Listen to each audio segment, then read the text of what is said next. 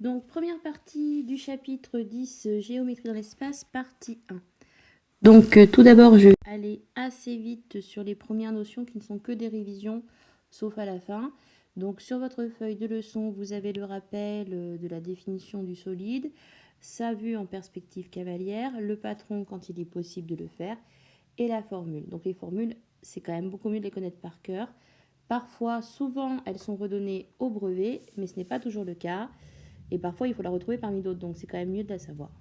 Donc pour le volume d'un pavé droit, eh bien c'est longueur fois largeur fois hauteur. C'est tout simple, on multiplie les trois dimensions. Pour le cylindre, c'est un peu plus difficile, c'est l'aire de la base fois la hauteur. Et comme la base est un disque, ça nous fait pi fois r au carré, c'est l'aire de la base, fois h, la hauteur. Et donc ça c'est le patron, ça ressemble à un symbole divisé du coup. On a deux disques et un rectangle, et bien sûr la longueur du rectangle correspond au périmètre du cercle de base. La pyramide, donc vue en perspective, la base, donc ici c'est, on ne sait pas trop, ça peut être un carré, un rectangle ou même un parallélogramme.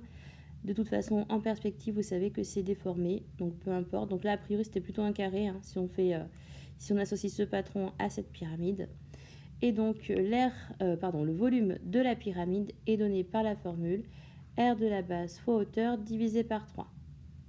Voilà, donc ensuite, à chaque fois qu'on a une sorte de pavé découpé, on passe au cône. Donc le cône, c'est presque comme le cylindre, c'est l'aire de la base fois la hauteur, mais comme la pyramide, on divise par 3. Alors ces formules sont démontrables, mais au collège, c'est trop difficile. Donc vous retenez donc l'aire de la base, donc pi r au carré fois h divisé par 3. Pour la sphère ou la boule, donc ça c'est ce qui est un peu nouveau, hein, mais bon, vous connaissez déjà ce type de solide, une boule de pétanque, une sphère qui est une bulle de savon, une balle de ping-pong, etc. Là, on ne peut pas faire de patron. C'est ce qu'on appelle une surface non développable. On ne peut pas faire de patron pour une boule ou une sphère. Et là, vous avez deux formules. La première qui donne l'aire latérale, la surface latérale. Donc si on découpait en fait cette sphère et qu'on calculait sa surface, on le trouverait grâce à cette formule. 4 fois pi fois r au carré. Et donc le volume d'une boule ou d'une sphère, pour abus de langage, c'est 4 fois pi fois r au cube cette fois. Donc vous voyez que c'est presque pareil qu'ici, on a 4 pi. Mais comme on est en 3D, c'est au cube.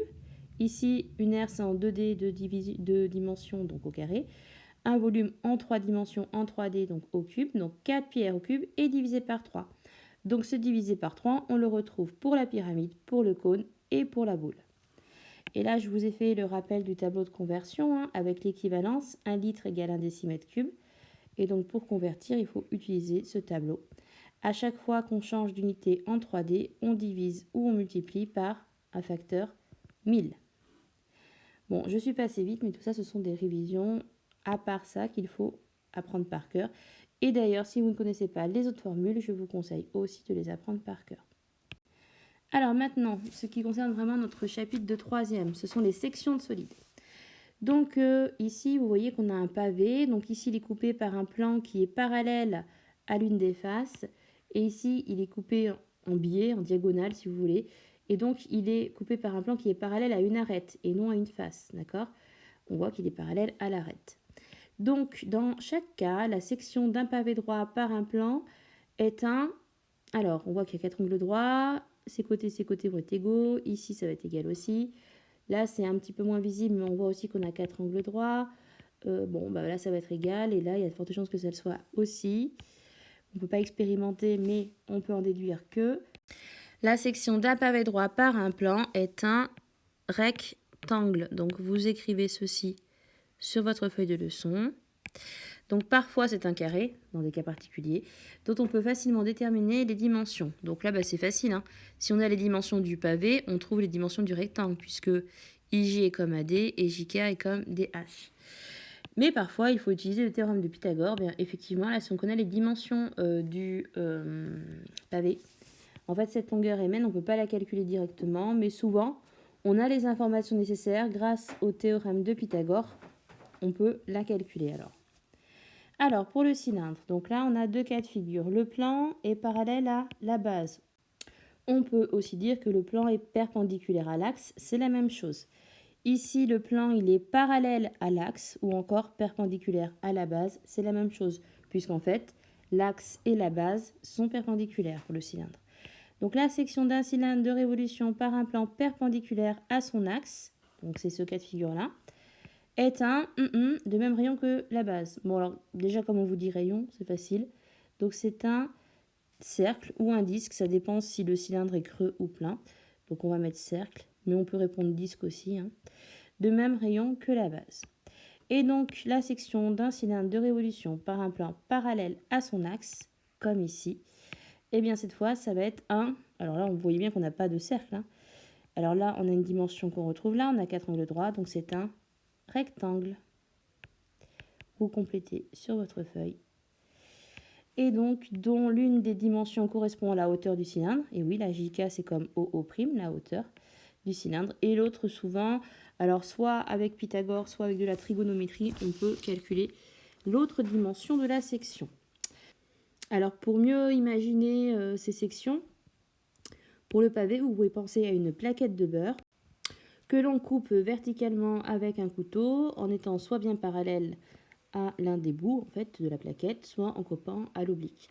Et donc si vous prenez la tablette et que vous la regardez de face, vous voyez le rectangle formé.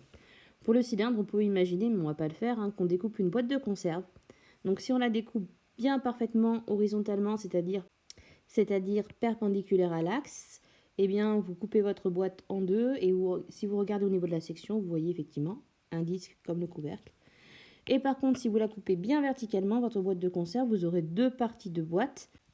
Mais en regardant au niveau de la section, vous verrez un rectangle. On continue. Donc cette fois, on va s'intéresser aux pyramides et aux cônes. Et c'est le point en fait le plus utilisé ou le plus intéressant dans ce chapitre et qui tombe le plus souvent au brevet. Donc cette fois, on a coupé une pyramide par un plan parallèle à sa base. Et donc la section d'une pyramide par un plan parallèle à la base est une de la base. On pourra utiliser le théorème de Thalès pour calculer la longueur manquante. Alors c'est une quoi? Alors si on regarde, on a une grande pyramide et ici une pyramide réduite. Ici on a la grande base et du coup ici on va avoir une base réduite. Donc en fait quand on coupe une pyramide, c'est comme si on effectuait une réduction de la pyramide de base et du coup, eh bien, la base de la pyramide va correspondre, enfin la base de la petite pyramide, celle qu'on obtient en coupant ici, va être une réduction de la base de la grande pyramide. Et du coup, sur votre fiche, vous notez donc la section d'une pyramide par un plan parallèle à la base est une réduction, c'est-à-dire que c'est quelque chose de plus petit, comme avec une homothétie de rapport compris entre -1 et 1. Une réduction de sa base. On pourra donc effectivement utiliser le théorème de Thalès parce que là, en fait, vous voyez, on a plein de triangles, hein. Alors ça en 3D, mais si on projette ça dans un plan, si on coupe la pyramide et qu'on extrait un triangle, eh bien, on va être dans une configuration classique de Thalès. Pour le cône, la section d'un cône de révolution par un plan parallèle à la base est une de la base. On pourra utiliser le théorème de Pythagore et ou celui de Thalès pour calculer la longueur manquante. Donc effectivement, c'est comme pour la pyramide, même si c'est, voilà, là on a une base circulaire et du coup on aura une réduction circulaire. On a un grand cône et un petit cône. Donc c'est comme une configuration de Thalès en 3D. Et donc encore une fois, ça va être une réduction de la base. Mais comme la base est un cercle, ce sera la réduction d'un cercle. Alors maintenant pour la sphère, donc vous verrez que dans vos feuilles d'exercice, on n'a pas d'exercice qui concerne la sphère. On y reviendra lorsqu'on aura fait le chapitre sur la trigonométrie. Mais à savoir que la section d'une sphère, d'une boule, par un plan est un ou un disque. On utilisera le théorème de Pythagore pour calculer la longueur manquante ou la trigonométrie. J'aurais pu le rajouter. On peut le rajouter, là vous pouvez mettre entre parenthèses trigonométrie. Alors le problème je crois c'est qu'avec le confinement l'année dernière vous n'en avez pas du tout fait, on n'a pas eu le temps. Toujours est-il que vous voyez assez aisément que lorsque on coupe la sphère par un plan, hein, eh bien la forme obtenue c'est un cercle ou un disque. Donc vous mettez ici le mot cercle. Donc c'est un cercle si c'est une sphère, si c'est vide, et c'est un disque si c'est plein, si c'est une boule. Voilà, donc j'ai très mal écrit, je vais le réécrire. Voilà qui est plus lisible. Alors, on va passer à la suite. Donc cette remarque, elle est quand même importante parce que c'est ce sur quoi se basent énormément d'exercices qui tombent au brevet. Donc lorsqu'on effectue une section d'un cône ou d'une pyramide, on obtient une réduction du solide de départ. Donc c'est ce que je vous montrais dans la page juste avant. Donc si on considère qu'on a cette pyramide de base, eh bien si on la coupe par un plan, donc hop, aux 3/4, bon, c'est pas très précis, hein, à peu près ici on obtient la petite pyramide. Bon, évidemment, quand on fait une section, on ne va jamais avoir une pyramide plus grande. Donc, on ne peut pas obtenir celle-ci à partir de celle-là. Par contre, on peut imaginer que celle-ci, on l'obtient à partir de celle-là en coupant l'inverse de 1,523, c'est 2/3. Donc, en coupant, mettons ici. Voilà. Bon, c'est très approximatif tout ça, hein. Mais, en tout cas, ce qu'il est important, surtout, de retenir, vous le savez, à chaque fois, hein, quand on a une réduction en agrandissement, on l'a vu pour Thalès, on l'a surtout vu pour les homothéties. Donc, les longueurs, donc si le rapport c'est K, donc là c'est un 5, là c'est 0,75, mais peu importe. La hauteur est multipliée par ce coefficient K. L'aire de la base, elle est multipliée par K au carré, soit 0,75 au carré. Et le volume de la pyramide est multiplié par le coefficient au cube, c'est-à-dire 0,75 au cube. Donc, je vous l'avais précédemment dit, mais il faut savoir que les longueurs dans une réduction ou un agrandissement, on les multiplie par le coefficient K. Donc ça, c'est pour toutes les longueurs. Les aires, on les multiplie, on est en 2 dimensions, donc par K au carré. Et les volumes, eh bien là, pour les volumes, on est en 3 dimensions, donc on multiplie par K au cube. Ça, il faut le savoir par cœur, ça tombe relativement souvent dans les questions pour le brevet. Et donc du coup, on a fini notre première partie de ce chapitre 10.